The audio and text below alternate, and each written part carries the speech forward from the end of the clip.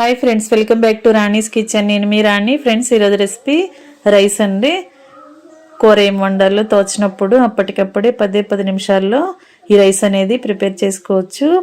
నోటికి కారంగా తినాలి అని అనుకున్నప్పుడు చాలా టేస్టీగా సింపుల్గా చేసుకోవచ్చు. ఆ ప్రాసెస్ అంతా చూద్దాం. వీడియోని ఫస్ట్ నుంచి లాస్ట్ వరకు స్కిప్ చేయకుండా చూడండి.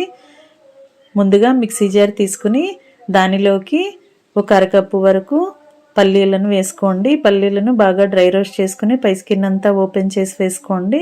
అలాగే కొన్ని ఎండు కొబ్బరి ముక్కలు కూడా వేసుకోండి. అలాగే 1 టీ స్పూన్ జీలకర్రని, 4-5 వెల్లుల్లి రెబ్బల్ని వేసుకోండి. టేస్ట్కి సరిపడా సాల్ట్ని, మీ ఘాటుకి తగ్గట్టుగా కారాన్ని యాడ్ చేసుకోండి. చిటికెడు పసుపు కూడా వేసుకుని ఇవన్నీ కూడా బాగా మెత్తగా గ్రైండ్ చేయండి. ఇలా బాగా మెత్తగా గ్రైండ్ అయింది కదా, ఈ పౌడర్ని పక్కన పెట్టుకుందాం. ఇప్పుడు స్టవ్ ఆన్ చేసి కళాయి పెట్టుకుని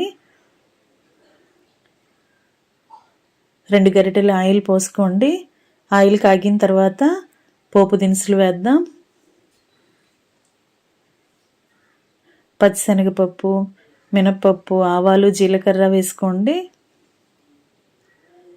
కొంచెంగా కరివేపాకు కూడా వేసుకుని పోపు అంతా కూడా బాగా ఫ్రై అయిన తర్వాత సన్నగా పొడవుగా కట్ చేసుకున్న ఉల్లిపాయ ముక్కల్ని 1 అరకప్పు వరకు వేసుకోండి.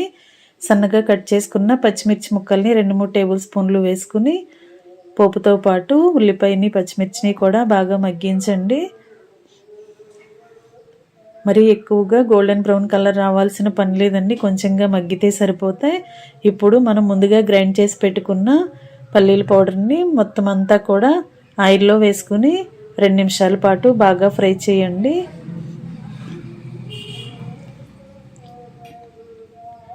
ఈ విధంగా ఆయిల్లో బాగా ఫ్రై చేయండి. ఇప్పుడు మనం ముందుగా ఉడికించి పక్కన పెట్టుకున్న రైస్ని 1 కప్పు వరకు వేసుకుందాం.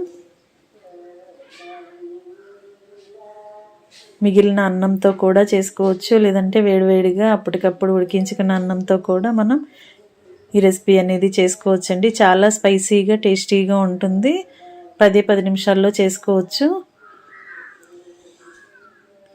రైస్ అంతా కూడా ఆయిల్లో బాగా కలిసేంత వరకు కలపండి. రైస్ని ముందుగానే ఉడికించి పొడి పొడిలాడుతున్నట్లుగా చేసుకున్నట్లయితే మనం ఇలా కళాయిలో వేసినప్పుడు చాలా ఈజీగానే మసాలా అంతా కూడా, పల్లీల పౌడర్ అంతా కూడా రైస్కి బాగా పడుతుంది. కొంచెంగా రైస్ని టేస్ట్ చూసి సాల్ట్ కానీ కారం కానీ మీ టేస్ట్కి తగ్గట్టుగా లేకపోతే యాడ్ చేసుకుని స్టవ్ ఆఫ్ చేసుకోండి. వేడివేడి పల్లీల రైస్ రెడీ అయిపోయినట్లే. పల్లీ కొబ్బరి రైస్ అండి. ఎండు కొబ్బరి ముక్కలతో మనం ఈ రైస్ని కలుపుకున్నాం కదా, టేస్ట్ అనేది చాలా చాలా బాగుంటుంది. తింటున్నప్పుడు పల్లీల పలుకులు కానీ, కొబ్బరి ముక్కల పలుకులు కానీ పంటికి తగులుతూ చాలా టేస్టీగా అనిపిస్తుంది.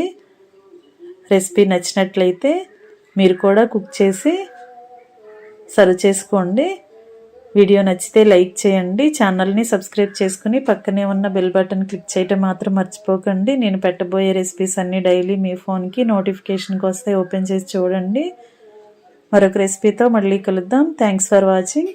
నేను మీ రాణి.